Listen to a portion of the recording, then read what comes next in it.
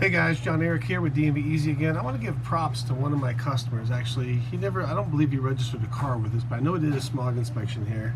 So I'm going to show you. So this guy's got a Tahoe with 28-inch rims, and it turned out that my smog tech at the time had cut too close to the curb and scraped up his rim. It was still drivable, but it was a scrape, and I'm very anal about my stuff, so that wouldn't be okay with me. I'm going to read you his review, then I'm going to talk to you about it real quick. Went in for a smog like I normally do, multiple cars. Within a few minutes it was done.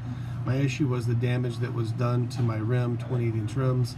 This wasn't my first issue having damage done to a rim in a valet service, but was the first time that someone took responsibility and made it right.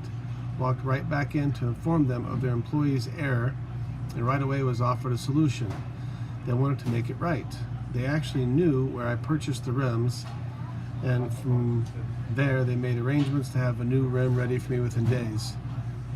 This is what I call good business practice, and for this I will promote their business.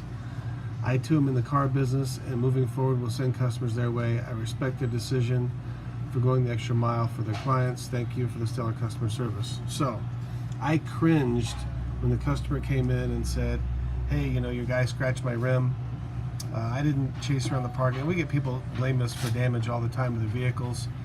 We have cameras on everything, so once they see the video that, oh, your car got here with all the damage, so they generally drop it, but some of them still want to sue me and fight me and all these things. But this particular gentleman came in, he wasn't yelling and screaming, thank goodness, but he's like, hey man, I think your guy scratched my rim. I went out and looked, sure enough, there's a big scratch in this brand new 28-inch rim. And truthfully, the right thing to do was just to step up and take responsibility. I grew up in a small town in Oklahoma, and this is how I was raised. If you screw up, or if you're the guy responsible for somebody else who screws up, you gotta pony up and take care of it, which is what I did. I contacted the dealer he bought the rim from, said, hey, here's my credit card, order him another rim, I'm gonna pay for everything. So they got some more business, and I got to spend $1,000 for a mistake that my smog tech made. But the moral of the story is, we've probably got, 50 scathing reviews about we're crooks and blah, blah, blah, blah, blah, blah, blah.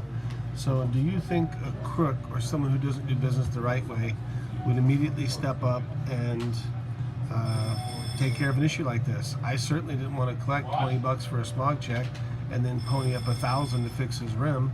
I certainly didn't want to do that, but I did it because it was the right thing to do.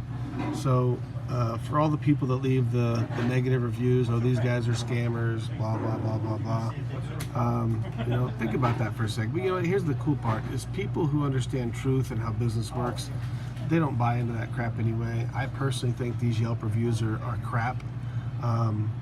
Unfortunately, the way it works in today's business world, you have to play these games, and it just takes one idiot to go on and complain about, my pizza was cold, or my favorite review I've ever seen. This isn't about my company. This is about a restaurant in downtown Summerlin here in Las Vegas, Nevada. I was having an amazing experience, and halfway through dinner, I went on to leave them a review because I was happy. The food was great, the service was great, the atmosphere was great. I had nothing to complain about, and I'm the pickiest person in the world you can imagine about food. But they had a review, it was like 3 pages long. It was unbelievable. It took me about 15 minutes to read it. And it was a 1-star review, and the whole complaint was there was no parking close to the sidewalks. They had to park way out in nowhere land and walk all the way to this restaurant. Now, they didn't have anything bad to say about the food or the staff, but they still gave them a 1-star review, and I'm like, what's wrong with these people? What filters do you have on your eyes that has you see life this way? Anyway, I'm going to be reviewing every single review on my Yelp page. There's about 165, 170 that are recommended, and then there's probably another 300 to 500 that are not recommended. I'm going to go through every single one of them and just tell it like it is.